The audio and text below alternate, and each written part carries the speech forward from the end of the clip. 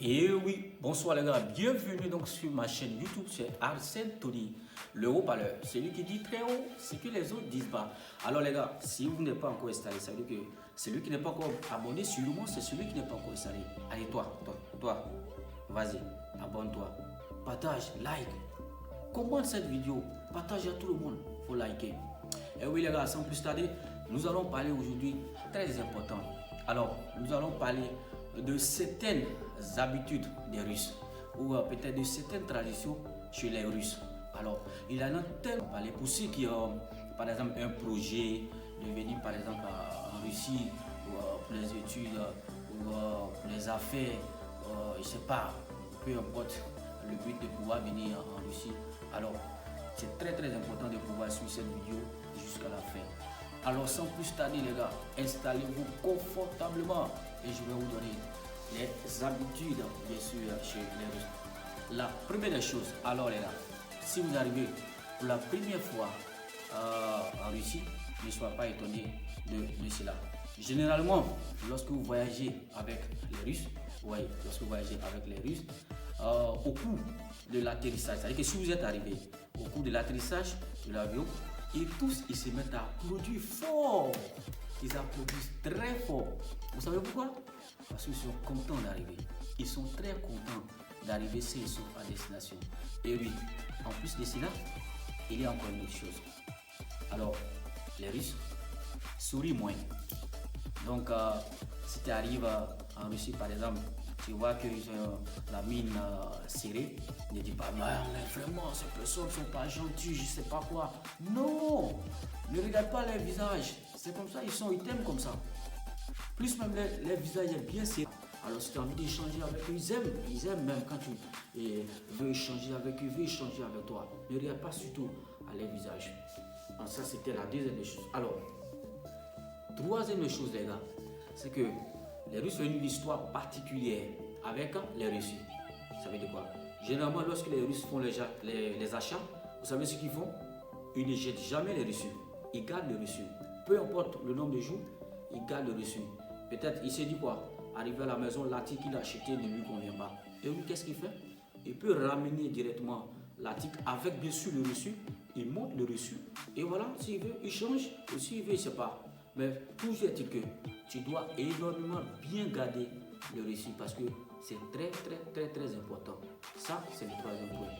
Quatrième point, les gars. Quatrième point, très important. Vous savez, les femmes russes sont très belles. Elles sont belles comme toutes les femmes du monde, d'ailleurs. Mais la particularité des femmes russes, vous savez, c'est quoi?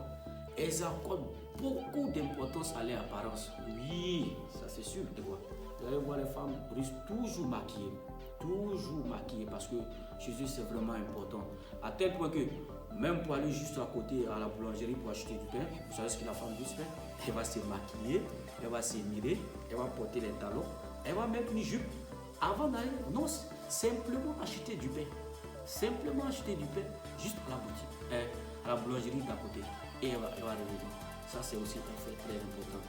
Et oui, les gars, un fait aussi très important pour tous ceux ou toutes celles qui voulaient se faire des amis, par exemple, un ami russe ou une amie russe, c'est très simple. C'est que généralement, les Russes n'utilisent pas Facebook. Ouais, généralement, ils n'utilisent pas Facebook. Ils utilisent VK. VK qui est une application aussi comme Facebook.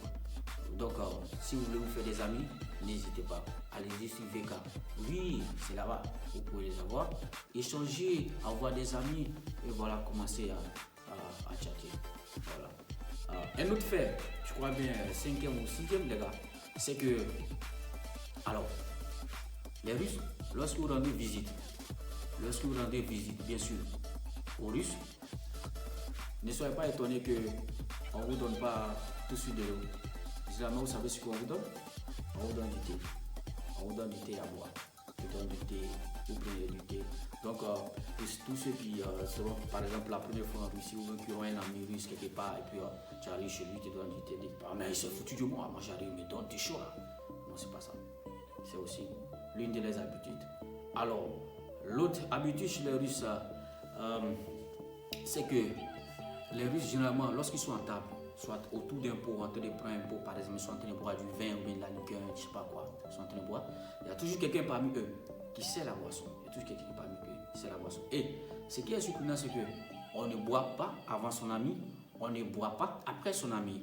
Est-ce que vous voyez? Ça veut dire quoi? Lorsqu'il finit de servir la boisson, et il y a un toujours, à tout de rôle. Quelqu'un va prendre la parole, par exemple, pour dire buvons à notre santé. Quand il finit, alors ils se tapent les verres, comme on dit tching en français, et ils soulèvent le verre. Alors attention, lorsque vous soulevez le verre, vous ne déposez pas le verre, vous buvez ensemble.